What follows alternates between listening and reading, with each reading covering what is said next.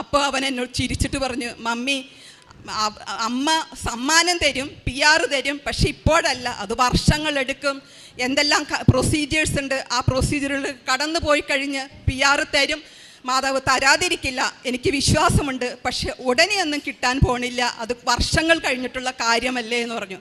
ഞാൻ പറഞ്ഞു, വിശ്വസിച്ചാൽ നീ ദൈവത്തിൻ്റെ മഹത്വം ദർശിക്കും എന്ന് പറഞ്ഞുകൊണ്ട് ഞാൻ പ്രാർത്ഥിച്ചു. സെപ്റ്റംബർ 29 ന്യൂസിലൻഡിലെ എമിഗ്രേഷൻ സൈറ്റിൽ ഒരു ഇത് വന്നു.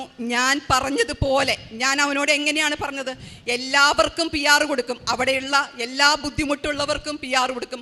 അങ്ങനെ ഒരു നിയമം അവിടെ സെപ്റ്റംബർ 29 സൈറ്റിൽ വരികയും മാർച്ച് 1 ഫയൽ ചെയ്യുകയും ജൂലൈ 14 ന്യൂസിലൻഡ് PR കിട്ടുകയും ചെയ്തു. എൻ്റെ